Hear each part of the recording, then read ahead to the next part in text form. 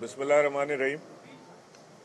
मैं बहुत शुक्रगुज़ार हूँ अपने रब का जिसने ये फ़ैसला कराने में मुझ जैसे नाचीज़ से मदद ली।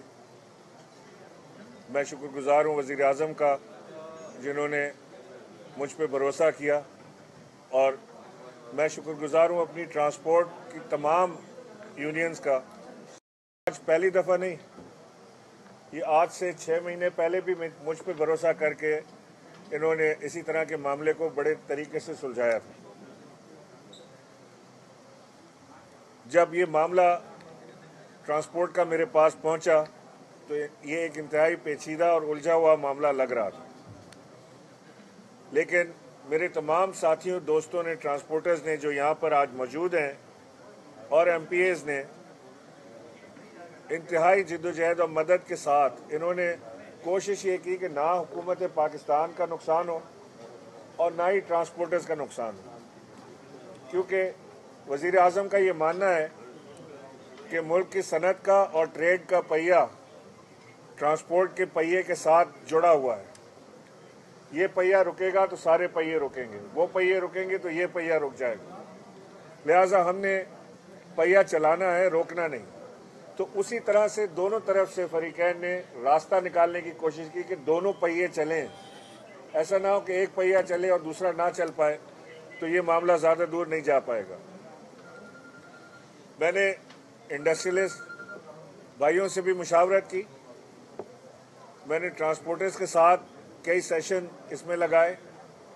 मैं ख़ास तौर से शुक्रिया अदा करना चाहता हूँ मलिक शहजाद साहब का, जिन्होंने बड़ी मेहनत इसके अंदर की, निसार जाफरी साहब का, जिन्होंने इसके अंदर बड़ी ज़बरदस्त जांफिशानी के साथ इसके अंदर लगे रहे अपने ट्रांसपोर्टर के मसाइल को लेकर, मलिक शब्बर साहब का ख़ास तौर से जिन्होंने अपना घर खोला, जिनके घर में दिन रात इसकी मीटिंग्स होती रहीं, क्योंकि उनका घर शायद गवर्नर हाउस के नज़दीक था। वहाँ मीटिंग होती थी, फिर यहाँ मीटिंग होती थी, फिर वहाँ होती थी, और भी कई दोस्तों के घर में हो रही होगी मीटिंग। राना असलम साहब का, कैप्टन रिटायर्ड आसिफ साहब का, चौधरी अवैस साहब का, नज़ीर भट्ट साहब का, हाजी अवान सुमरो साहब का, हाजी दीन मोहम्मद साहब का, हाजी रियाज नवाज साहब का, रब नवाज साहब का, और रिजवी नियाज साहब का। इस सारे काम में मेरे साथ डॉक्टर सईद आफरीदी हमारे MPA, राबिस्तान खान साहब हमारे MPA, अजीज़ आफरीदी साहब और इरफान नियाजी साहब ने भी मुआवनत की, जिनका मैं इंतहाई मशकूर हूँ।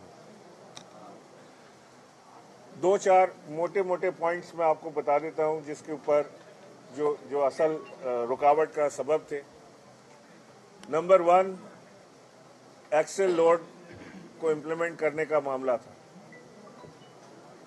यानी एक्सेल लोड वैसे तो लागू है, लेकिन इम्प्लीमेंटेशन उसकी नहीं हो रही थी, तो जिसका हमने अपने ट्रांसपोर्टर भाइयों को यकीन दिलाया है कि एक्सेल लोड जिस कदर जल्द मुमकिन हो सकेगा फौरी तौर से कर दिया जाएगा, जिसका इतलाक आज से कुछ ना कुछ शुरू हो जाएगा इंशाअल्लाह। दूसरा पॉइंट, जो पुलिस से परेशानी है हमारे ट्रांसपोर्टर हजरात को, चाहे वो सिटी पुलिस हो या वो हाईवे पेट्रोल हो या कस्टम पुलिस हो, उन तमाम चीज़ों से, इन तमाम पुलिस के महकमों को हम वज़ीर आज़म की तरफ से ये वार्न करते हैं कि अगर किसी उन्होंने ट्रांसपोर्टर के साथ मज़ीद नाजायज़ी की तो उस पुलिस वाले के ख़िलाफ़, उस अफसर के ख़िलाफ़, उस सिपाही के ख़िलाफ़ फौरी तौर से एक्शन लिया जाएगा इनकी शिकायत पे, और उसे सस्पेंड भी किया जाएगा।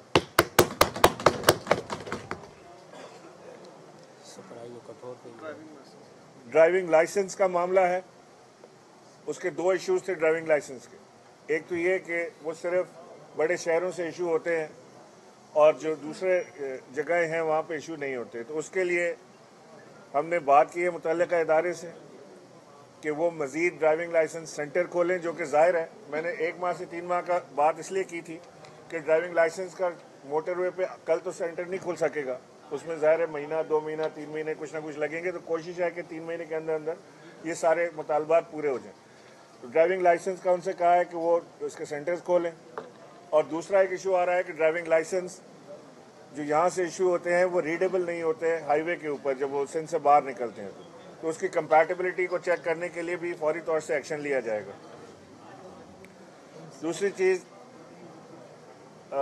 जो मैंने आपसे कहा कि M9 के ऊपर जो वे स्टेशन हैं वो यानी वो वज़न कांटा जो होता है वो काफ़ी जो है इस वक्त बंद है, बंदिश का शिकार हैं, और उसके लिए फौरी तौर से NHA के चेयरमैन साहब को आज ट्रांसपोर्टर्स के साथ बिठा के वज़ीर आज़म की जानिब से ये हिदायत कर दी गई है कि वो फौरी तौर से जो मुमकिन हो सकें तो अभी खोलें, जिनके अंदर रिपेयर वर्क है तो उसकी फ़ौरन कॉस्ट एस्टीमेट लगाएं, उनको खुलवाएं, ताकि हमारी इस ट्रांसपोर्ट को प्रॉब्लम और दिक्कत का सामना ना हो और ये फ्री एक सफ़र कर सकें आज़ादी के साथ, आसानी के साथ। ये कांटा नहीं तो उस कांटे पे कर लें, ये ना हो कि वो किसी के मन पसंदीदा कांटे पे 2-2, 4-4 घंटे की लाइन में खड़े रहें।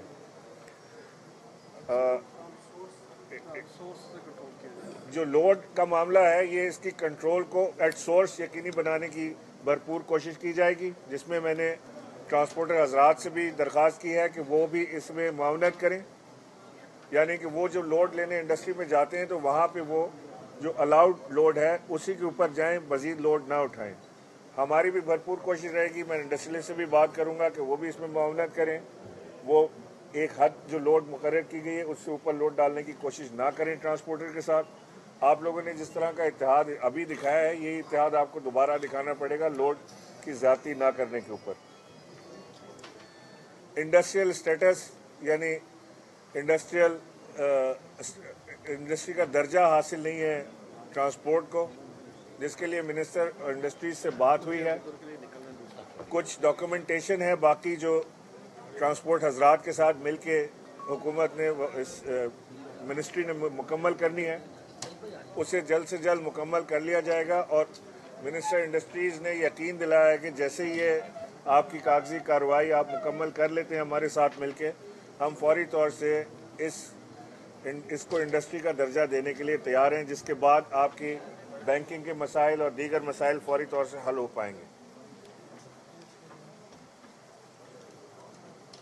2 जगह पे ट्रक अड्डे की बात है, एक पोर्ट कासिम पे, एक कराची पोर्ट ट्रस्ट पे। जो पोर्ट कासिम के ऊपर ट्रक अड्डे की बात है उसमें 13 एकड़ के ऊपर फौरी तौर से उसको 2 माह के अंदर अंदर अवेलेबल कर दिया जाएगा। इस वक्त उसकी कारपेटिंग हो रही है, जैसे वो मुकम्मल हो जाएगी तमाम ट्रांसपोर्टर्स को बुला के वो उनके हवाले किया जाएगा ताकि ये ट्रक अड्डा उनका चले। जो कराची पोर्ट ट्रस्ट के ऊपर जो ट्रक अड्डे की बात है उसकी काफ़ी सारी ज़मीन के ऊपर कब्ज़ा हुआ है, उस कब्ज़े को खाली कराने के लिए भरपूर कोशिश की जाएगी, चाहे उसके लिए हमें पुलिस की मदद लेनी पड़े, कमिश्नर की मदद लेनी पड़े, उसके अंदर हमें कोर्ट जाना पड़े। हम अपने ट्रांसपोर्टर भाइयों के साथ इसमें हर हद तक जाएंगे ताकि वो उनका जो जायज़ हक़ है कि वहाँ पर उनकी पार्किंग होनी चाहिए, वो पार्किंग की जगह पार्किंग कोई मिलेगी, वहाँ हम कोई नाजायज़ कब्ज़ा बर्दाश्त नहीं करेंगे।